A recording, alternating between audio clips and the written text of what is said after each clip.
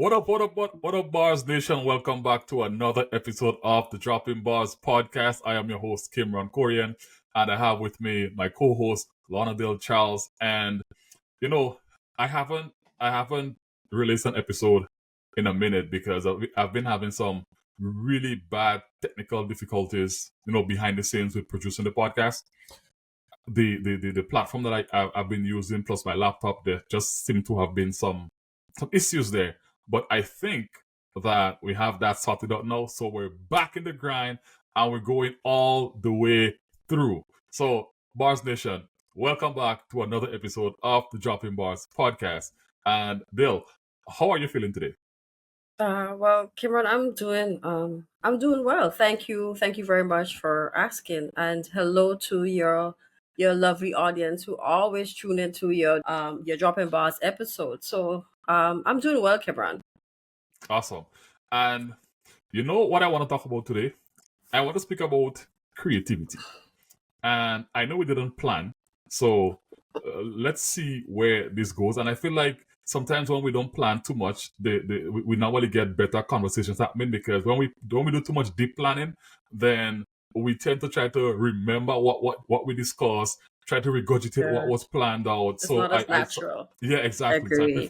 I prefer when we just go with the flow, just So I want to bring up creativity, and the reason why I want to bring up creativity is, I mean, as persons who might be watching this episode might be aware, right now Grenada is in the middle of podcast. Sorry, Grenada is in the middle of Spicemas. Look at me thinking podcast.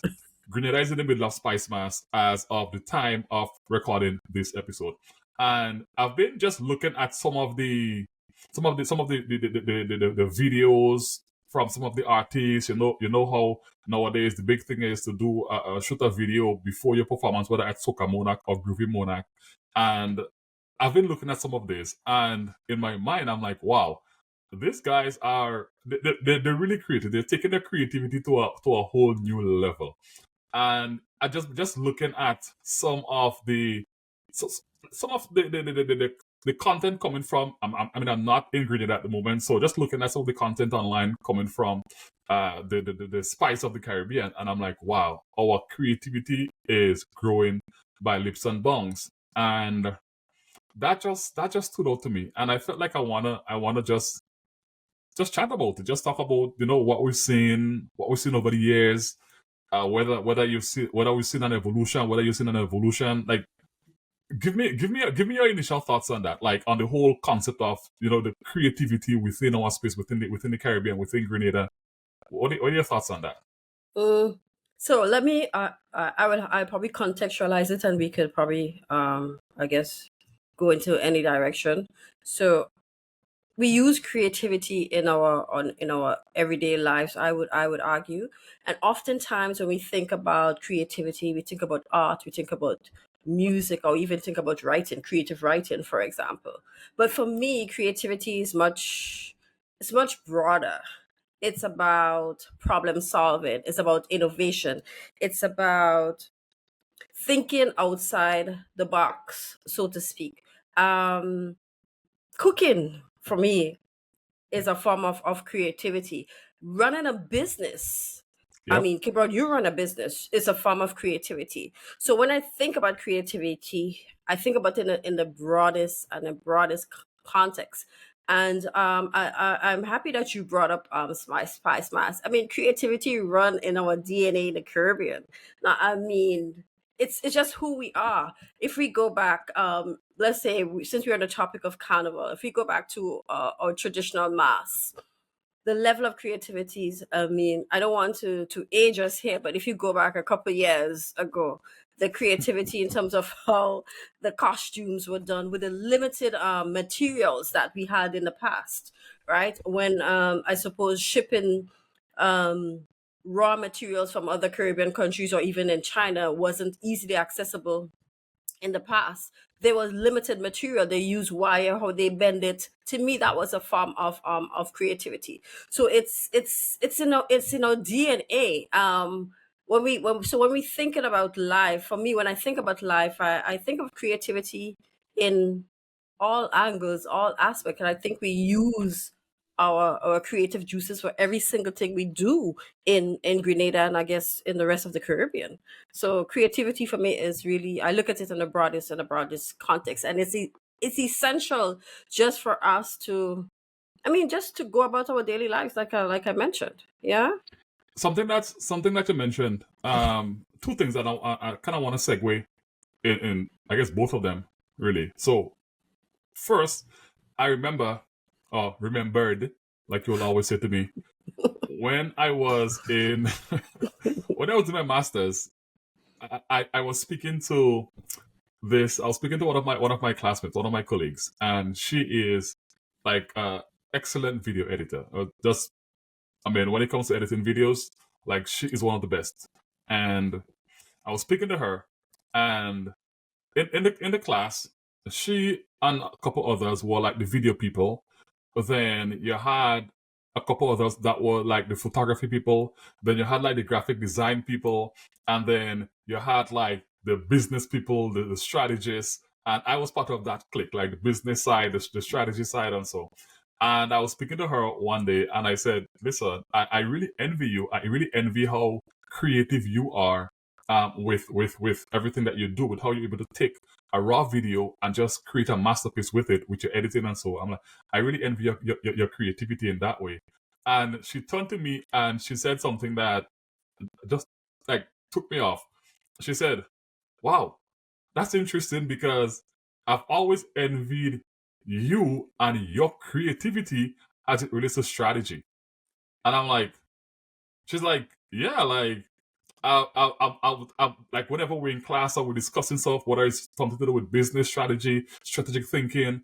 I mean, she's saying to me, yeah, I know how to edit videos and everything, but whenever I look at you, whenever I see your interaction and how you talk and how you engage when we have projects or whatever in class, I'm always like, yo, he's so creative from a strategy standpoint." So at that point, I'm like, okay, so I guess back then, I'm thinking about creativity from was in a very limited scope in terms of like you mentioned earlier. Sometimes we think about creativity in terms of the graphics and the videos and so, but it's much broader. And like I say, I mean creativity in business, just come designing campaigns and strategies. Like you have to be creative to do that. So that's the one thing Absolutely. I wanted to mention. But then something else you also mentioned, and I feel like I would kind of want to jump down that road because I know that might be something that you might be interested in as well. You spoke about wire bending and so back in the day, and I remembered growing up in Paradise in Grenada. There were two mass camps in the vicinity. There was the Paradise mass camp, and I know, and just higher up the road in Paraclet, there was the Paraclet mass camp. And as a little boy, sometimes I would go visit either one of those mass camps, and I would see guys sit down there with little wire thing, like bending wire to make costumes, to do things, and I was always in awe at how they were able to sit down and just bend a bunch of wires, put it together, and then when you're done, you see like this great costume come out of it, and you see the costume on the road, Carnival Monday and Tuesday, and I'm like, wow, like that's awesome. No, that's a level of creativity that I haven't seen too much in recent times, and I'm not saying that there is no more wire bending. I don't know. I haven't really uh, been around for a bit when these things are happening. But I felt like nowadays when I look at some of our costumes and so, it's more it I'm not seeing the element of what I saw back then with the wire bending and how people were able to put things together. I don't know if you've seen any of it. I haven't been around Carnival and Spicemas and any of that. I like to really observe what's really happening there. But whenever I look at it, like from where I am in Toronto here, and I look at it whether on social media or wherever, I tend to see more our costumes kind of like move away, and it's no more the I guess a top maybe with a tights or some undergarment or with some feathers sticking out of it, and that's what I'm seeing now. And I mean, there's a level of creativity to come up to think about sometimes some of these as well. But I have not been seeing the wire bending aspect of it. I'm not sure if it's still happening. Maybe it is, and I'm just not in a position to observe it. But my question to you now is, how do you see this side of the creative realm, where we had some of some of the older folks sat down, bend wires, put this thing together. Like, this, to me, that was really amazing. I don't know what are your thoughts on that, but to me, that was just like really dope. I agree with you. I guess we have to probably deal with space and time. What I mean by that, when I think about the period of carnival that I grew up in, it was, for me, it was about storytelling. It was an expression of my identity. I mean, like I said, the creativity that went into the designs of the wire bending, as you said, there was something they were telling a story as they put the pieces together. You saw what that story was when they went on the road or the streets, right? Whether be Monday, whether it be the Tuesday, there was a story, there was a narrative that was being told. I am not sure if I am getting that same narrative now, Mm. right? Maybe because I'm not looking at it or paying much attention to it. That I guess when your parents took you to carnival, it's something that you never experienced, so you are really taking it in. Okay. Maybe I'm just not on that trajectory anymore, so it may mean something different. But like you, I have not paid attention Okay. to that aspect of it a lot more. But even when I go online, I don't think I'm really seeing it that much, even though. So maybe it's not there, but don't quote me on it because I have not really examined it in its broadest context. But I remembered, like, when they were putting the pieces together, it was not just about clothing. Like I said, it was a form of expression. It was a form of storytelling. There was a narrative that goes with every piece of well, every costume, every band, every section of the band. They Mhm. told a story. Maybe it's happening, but maybe I'm not paying attention to it in those ways anymore. So I can't speak to it in its fullest context. Yeah. Yeah, I mean, that makes sense. Same here, same here. I, you know what? As you mentioned, the storytelling behind each of the different sections in a band, and that was that's one of the things that really had always impressed me. How the mass band leaders, and I guess the people who are deciding, okay, what theme we're gonna use this year or whatever, how they're able to come up with and craft an entire story. First of all, they have to craft a story, I guess, in their mind. They think about, okay, Conceptualize it. yeah, Yeah, the exactly, raw. conceptualize it. What do we want to do? But then you don't just have to put that story together, let's say in words, or tell somebody about it. You have to now go out there and create a costume, create costumes. First of all, you have to create different parts of the stories. So, okay, and each part of the story is now a section in a band. And then you have to go and create or conceptualize, how do we want this particular part of the story, this section, to be conceptualized visually? What do we want it to look like, and what do we want this section to look like, and what do we want that particular section to look like? And then you have to string everything together. Like, just thinking about it now, like, I've never thought about it before until you just said what you just said. But just thinking about it now, I'm like, wow, those the mass band leaders and the guys who put everything together, these are the ultimate storytellers, because you really have Absolutely. to tell a story just by the Absolutely. clothes that they're wearing, the costume that they have on. And just thinking about it now, it's so amazing. I remember one time I played mass, right? I was a little boy. It was my first and last time playing mass, and I'll tell you what happened. So Paradise Mass Band, they Paradise Mass one, they had one year they had a mass called the Solia Mass, right? So they they were like everybody, not everybody, but just like you're saying, different section of the band. The whole theme was about the Solia and war and army and whatever the case is. So each section had their own element of it. So some people were wearing that like the Solia costume, and they had like the those boat guns, and they were going down the road and they were busting bamboos on the trucks, like to mimic like a bomb going A off. And bomb. so that was dope. And I'm watching that and I'm like, yo, I wanted to be in the band that year. I didn't play mass or anything. I never thought about playing mass until then. Okay. And I was like, yo, like this is dope. Like I'm loving this. Anybody from Paradise would remember that year when Paradise played that mass with the army. I don't remember what the exact name was, but I know it was like the army themed. Mr. Onayas, the mass band leader at the time, the boss, the big boss, and they're going down and we're going down behind the band and we watch it and I'm like, you know what? Next year I'm playing mass. I am playing mass next year. I went to play mass next year and I was in a section with orange dress. It wasn't a dress, but it felt like a dress. And it was a bit short and with that stick in my hand and something around my head and I'm going on and I'm like, well, that's not what I was excited about last year.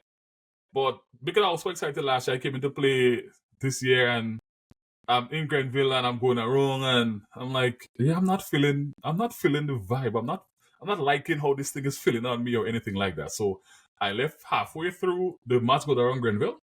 I left. I went right back up and I changed my clothes, come back down, come back down Grenville. I left the bar. I'm like, and I never played after that. But Mm. the reason why I wanted to get involved that year is because of the story that was being told. It's because of how creative that they were. It's something that appealed to me. It appealed to me so much. The year after that, when I went to play, the story did not appeal to me so much. But because of what happened the year before, I told my parents and so that I wanted to play. So they got me involved. They paid for everything, and I'm like, okay, well, money's already paid, so I will do what I got to do.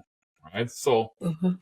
I wanted to bring that up because just thinking about the storytelling that is involved and the level of creativity that has to be involved in taking one theme, one broad story, and cutting it up into different sections to make a full band is just is fascinating.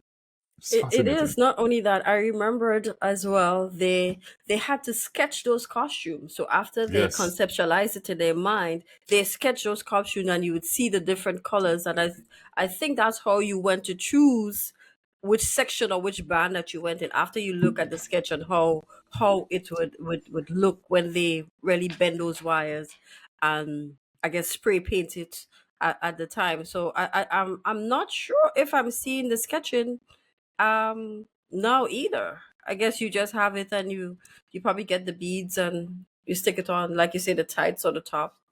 For me, that's not really creativity. Um, for me, it's not really creativity because I think anybody could probably design it that way. So the level of, if I do a compare and contrast, I'm not dispelling that creative aspect, right? Hmm. Maybe one could argue that, oh, it's just a faster way of doing it, Right. but you spend some time in the mass camp really bending that wire and really putting something um that I thought was amazing, which I'm not really seeing now. Again, I'm not paying close attention to make a very strong argument, but I don't think I'm just seeing it like right off the bat that I'm gravitated towards that. So um yeah, but if we could move away from, I suppose, that aspect of creativity a little bit, and maybe uh I remembered, I think there was a power outage in my community where I lived, and then there was this individual who had a garage, and he just so there was no electricity or anything, and he just he made a makeshift light using a car battery and some old wire, and to me that was pretty dope at the time. It was like, wow. I mean, to me he was thinking outside of the box. And I mean, whatever he did, it lasts until the electricity came back. Came back. So that's why when I said creativity, we use it in our everyday lives, and we probably don't think of it as being creative. Some persons may say, "Oh, I'm not creative at all. I don't have a string or bone of creativity in me." But just how you style your clothes sometimes, that's creativity. How you probably braid your hair, or how you want your hair braided, that's creativity. So we do have, I mean, everybody has some sort of creative juices in them that they may not think of it, that we use on a, like I say, in our everyday life, or on our daily basis. So I give props to our, I mean, our Caribbean people for how we come up with the ideas of the things that we really want to do. We are very innovative. Yep. We are creative. We are very resourceful. Um, um, I guess when you said you looked at a few of the performance, the pre-recorded performances that probably played out on Soca Monarch night, and for what was the other Groovy. one you mentioned, for Groovy. Yeah, you had to sit down and think about that. I mean, just coming up with it, with your verse, and you know at which point you want X to happen. That is creativity. Yeah, creativity in its glory, full glory. Yeah, when you mentioned the everyday, and I'm going to go back to that piece that you just mentioned with the artists and the production and so for Soca Monica and Groovy and so. But I want to go back to when you mentioned the creativity in everyday life, and that is so amazing. I know that in Paradise Coco, there is a guy named Dwight, and one of the most creative guys that I know and that I've met. And growing up, I remember, Dwight would make like some boat carts, right? And he will put like the steering wheel. It's like a car, but Mhm. with board and everything, with steering wheel and everything. And I remember us as little boys and little girls in the cocoa when Dwight making carts, and everybody running, Dwight have a new cart, and we run out, and I mean he's driving. You have the engine. Some people are pushers, so they're the engine, and then some of us we on top, and mind you, he has to steer the car like a car. There's like any Right. car. Steer it properly. If you can come in, you have to pull to the side, drag thing. No, no, no, no. Listen. And just think, I'm getting excited just thinking about that. I It's can taking see me, that. it's taking I me can, back to you're my going down childhood. memory lane. You're Yeah, going it's down memory exactly. lane. It's good. And anybody who grew up with me in Paradise would definitely remember when Dwight used to make those cards. And that's a level of creativity that I'm so impressed with. Just thinking about it now, like wow. And back then you never thought about it in those lights. Say you never thought about, oh, this person is so creative and anything like that is in retrospect. Like that's why they say I say hindsight is 2020 or something like Yeah, that. you can only connect the dots Yeah, you can connect looking it us back. looking backwards, right? Not Yeah, looking forward. And looking just for. yeah, and I'm thinking about that now, and I'm like, wow, that is so like that's crazy. And just thinking about just other aspect of just growing up and seeing things that people do. You're like, I wonder how they thought about these things. And it reminded me of a quote by, I think it was Steve Jobs, when he said that everything that we call life is made up by people that are no smarter than we are. We are. And Hmm. we could pretty much create our own things that other people could use as well.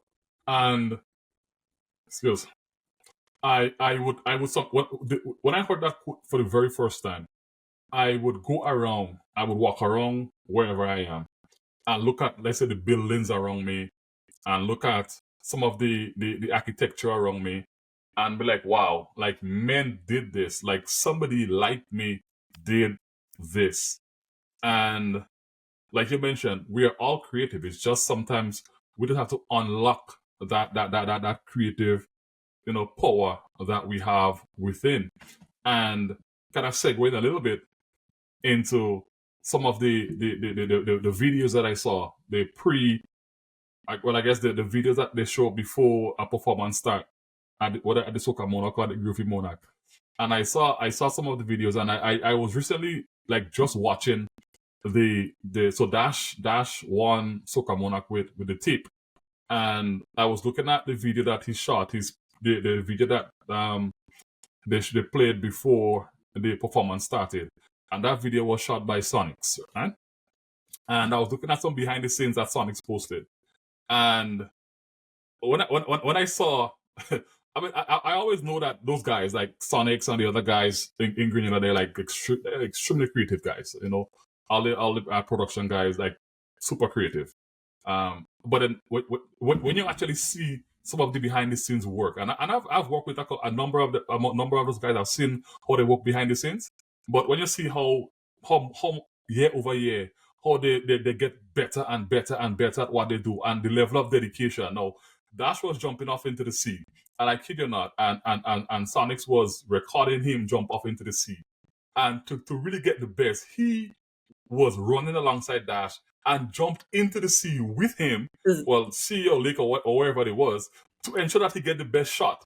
And I mean, when you look at the dedication behind that, and how, and not just the dedication, but like the how creative you have to be to say, okay, well, to get the best shot, I think I'm gonna have to jump with you, and we're gonna have to do this, and we're gonna have to do that. And I'm like, yo, that's amazing. And then I saw Rooney J's video for his performance where he he and some guys were in a bar. One guy he picks up, like you can say, you know, you met a girl at the bar, you bring her home, and then once she was home, he wake up in the morning, she wake up in the morning, and then he he look over and he saw Sima, and Sima look over and Sima saw him, and he's like, "Hey, who is your girl?" And then Sima goes, "Who is your boy? You know Andy?" And then, and, you know, and then Sima get up and take she goes clothes and she got a bunch of business and she's like, you know, so outside, no more outside, and you know the thing that she nobody says.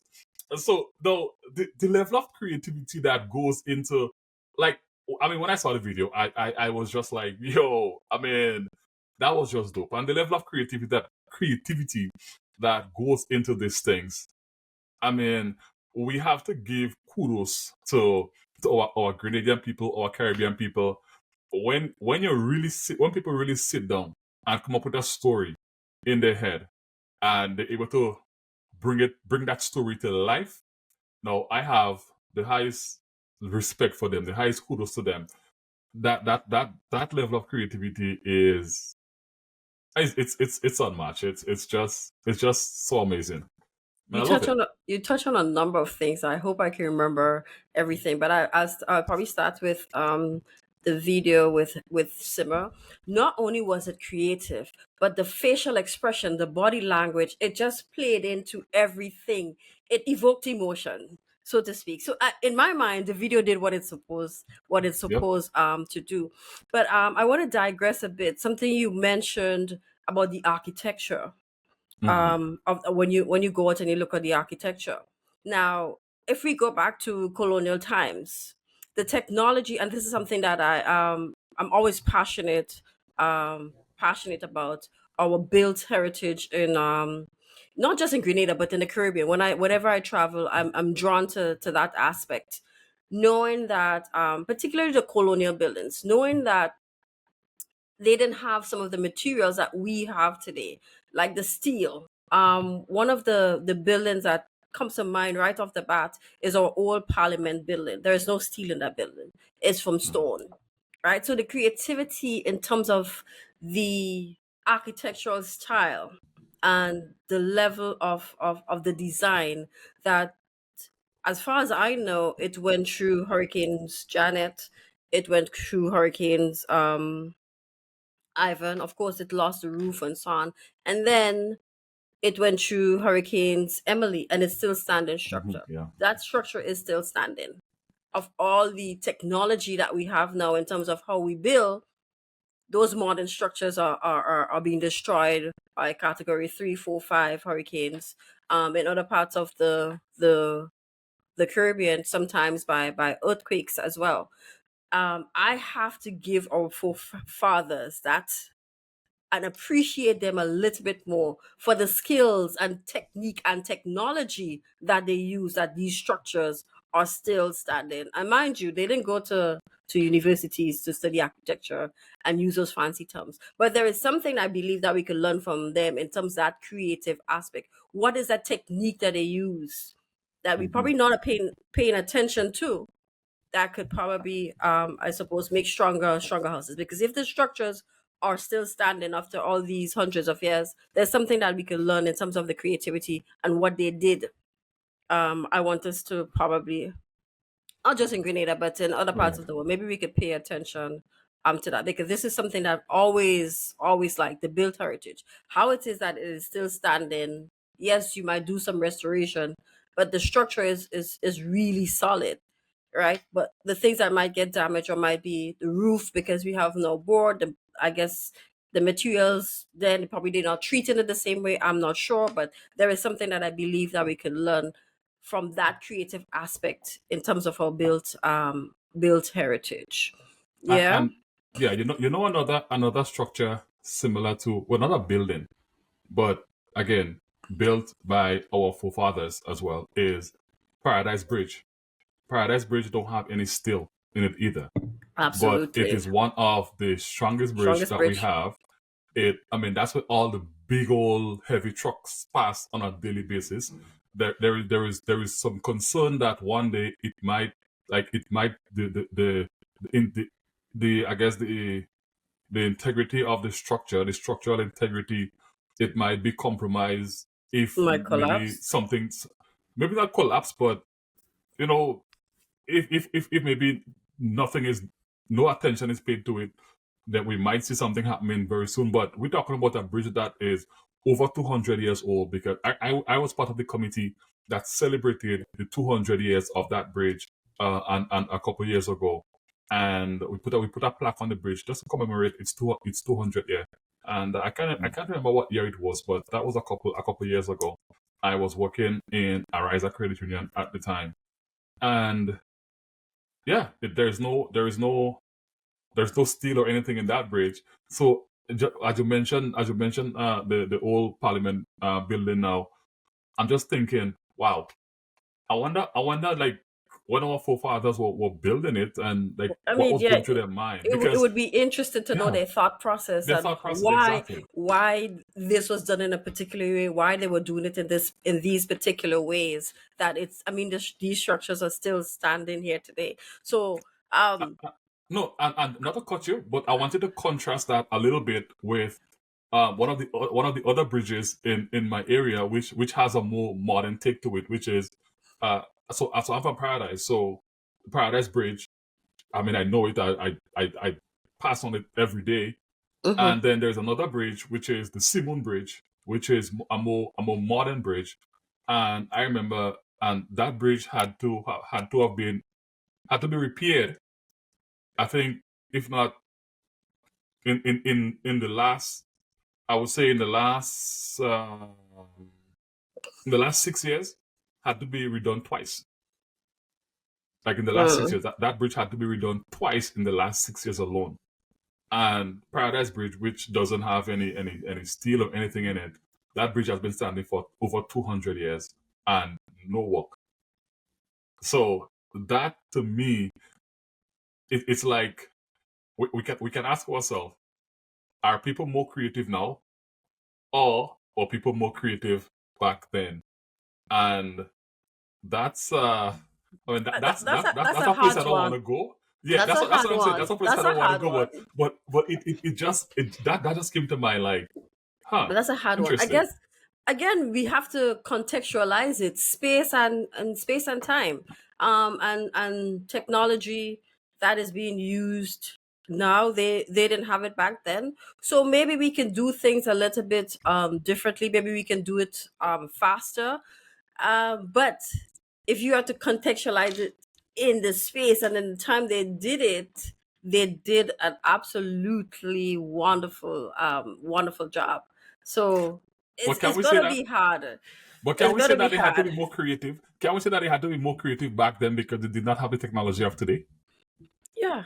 That's what I would argue. I mean, I did. I remember in one of my master's program, I did a course, history and heritage and construction, or history and construction of heritage. Um, and that's one of the things that I paid attention to from a Grenadian context, Mhm. and that's why I know about the Paradise Bridge, as you mentioned. I try to go in every parish. There's also a bridge in St. Mark. I think it's Duquesne. That's where Crayfish Bay is. That's Oh, I I know that think bridge. that's two of the bridges I think that's in the world that we have. That one has some steel in it, but just the technology that they would have used to get that arch Mm-hmm. at the time, without the machinery, the heavy machinery that I'm talking about now that they use. We have to give them all the credit, Full man. props. Yeah, I think we have to give them the credit. So when we think about creativity, I mean, like I said, it's like every single thing that we do. We may not think of it as being creative, but it's every single thing that we do as humans. So I say that. I don't want to step on any toes, but I would give them some extra points. Yeah, They'll get extra I would give points. some extra points. Yeah. All right. Um, so Dale, I'm realizing that we're getting close to the end of the episode. So, is there any final points you would want to make on creativity as we wrap up this episode of Dropping Bars? I suppose it's just to highlight that when we look at creativity, it's not one particular thing. If we look at it in its broader context, if I have to put it simply, it's a way of life. It's the way we do things on a daily basis, either through our problem solving, how we think through, how we work through our problems, either through our cooking, either through our way of dress, just how we approach life and how we approach the things that we care about in our daily lives. When we look at creativity, I suppose I want us to look at it in those broad contexts, and maybe there is something that we could also learn from the past that we take with us as we think of our creativity. And when, as I mentioned, our built heritage, I strongly believe that there are some things that we could learn if we pay attention to it, particularly based on our locations. We just experienced a category 4 hurricane. We have to examine the structures that are still standing. There is some creative aspect that occurred, or something that they did that we're not doing, that could able it could be the location as well, the direction, but probably if we examine it in the broadest context, we can learn a few things from it. So that's how I would probably like us to probably think of creativity when we're doing it. What decisions can that occurred in the past can inform the way that we move forward. Yeah. Okay.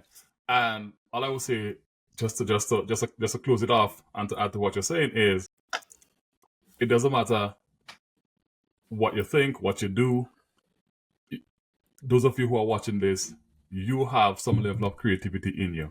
We are all creative beings, and sometimes just look and dig deep within yourself and explore your creativity.